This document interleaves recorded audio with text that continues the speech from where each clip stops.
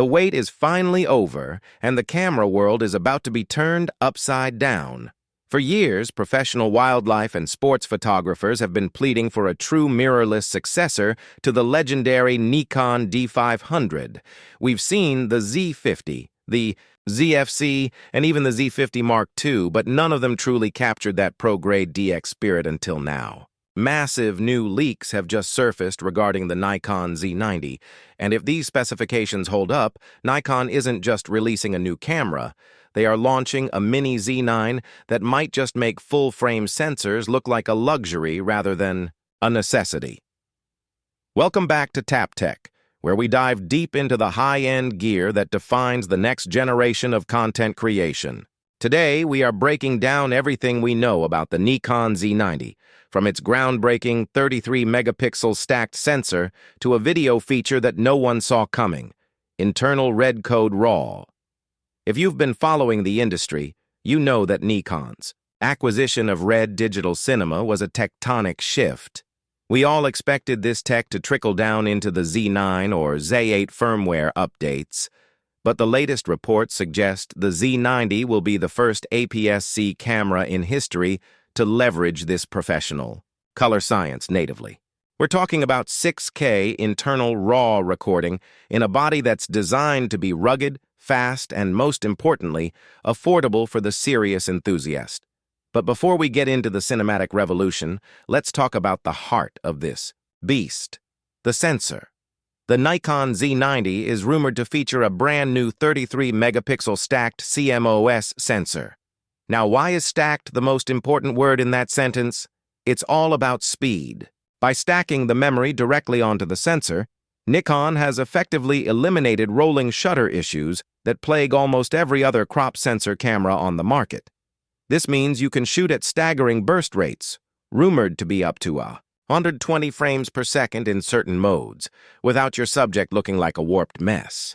For bird photographers or anyone shooting fast-moving motorsports, this is the holy grail. Imagine being able to track a peregrine falcon at 120 frames per second with the same AI-driven subject tracking found in the $5,000 Nikon Z9. The Z90 is expected to inherit the entire flagship autofocus suite, including the dedicated bird detection and vehicle modes powered by the latest Speed 7 processor.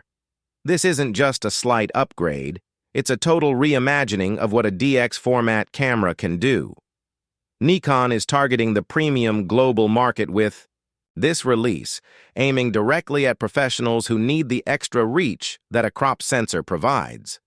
When you mount a 600mm lens on the Z90, you aren't just getting 600mm.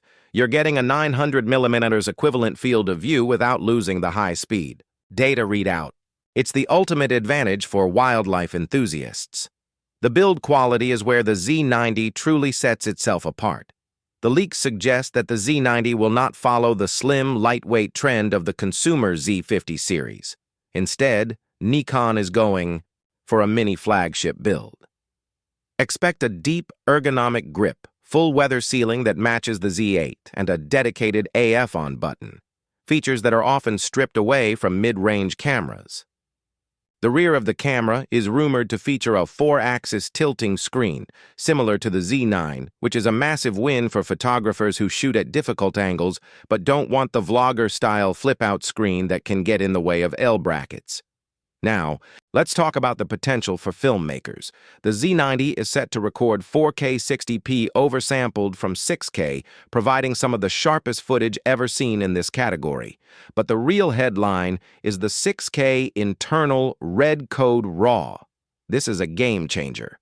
For years, filmmakers have had to spend thousands on external recorders or jump to full-frame cinema lines to get this kind of flexibility in post-production. By bringing RED's compression algorithms into the Z90, Nikon is positioning this camera as a legitimate B-cam for high-end productions and a primary camera for independent creators. You'll be able to pull professional-grade stills from your video files and have a level of dynamic range and color grading flexibility that simply doesn't exist in the current APS-C landscape. With all this power, there is always the question of heat management. We've seen other brands struggle with overheating in compact bodies when shooting high bitrate video. However, sources indicate that Nikon has designed the Z90 with a sophisticated passive cooling system that utilizes the magnesium alloy chassis as a heat sink. While it might not have the internal fan of a dedicated cinema rig, it's expected to handle long-form 4K recording in most professional environments without breaking a sweat. This reliability is exactly what the professional US and European markets demand. Connectivity is another area where the Z90 is looking to dominate. We are looking at a full-sized HDMI port, which is a huge relief for those tired of finicky micro HDMI cables. It will also likely feature dual card slots, but here's the interesting part. Rumors suggest one CF Express Type B slot for that high-speed 120 FPS burst and RAW video, and one UHS-2 SD slot for backups or standard shooting.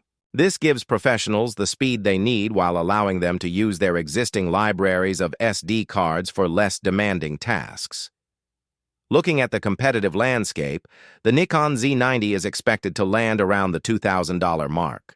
At first glance, that might seem high for a crop sensor camera, especially when you can find entry-level full-frame bodies for less. But you have to look at the value proposition.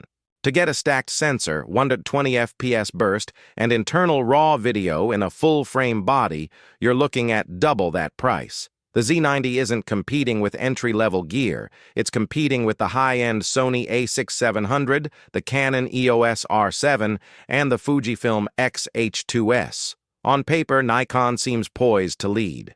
The Sony a6700 is great, but it lacks the stacked sensor speed. The Canon R7 is fast, but it doesn't have the build quality or the video pedigree of Nikon's new RED integrated system. The Fujifilm X-H2S is the closest rival, but Nikon's professional lens ecosystem and superior autofocus tracking might just give it the edge for those who demand the best. One potential hurdle is the DX lens lineup. While the Z-mount is incredible, the dedicated DX lens selection has been limited compared to Fuji's catalog. However, the beauty of the Z-mount is its versatility. Most people buying a Z90 will likely be using professional S-line full-frame lenses. When you put a 70-200mm f2.8s on this body, you are getting a 105-300mm f2.8 powerhouse. It becomes a specialized tool for specific types of professional work that full-frame struggles to cover at a similar price point. If you are a photographer or filmmaker whose subjects are always on the move, the Z90 is looking like the most exciting release of the year. It represents a return to form for Nikon, a brand that once ruled the pro-crop market.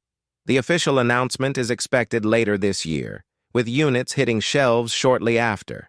The buzz in the industry is that Nikon has been holding this back until the RED integration was perfect, ensuring that when the Z90 hits the market, it doesn't just compete, it leads. It's a bold move, but if anyone can pull off a Mini-Z9, it's the engineers at Nikon who have been on an absolute tear lately. As we look toward the launch, the specs suggest this will be a definitive tool for those who want flagship performance without the flagship size or price. We're keeping a very close eye on the final production leaks, so stay tuned to TapTech for the latest updates. We're curious to hear from you. Does the 6K RAW and stacked sensor tech make this your next upgrade? Let us know your thoughts in the comments. We'll be back with more exclusive tech breakdowns and high-end gear analysis very soon. Thanks for watching, and we'll see you in the next one.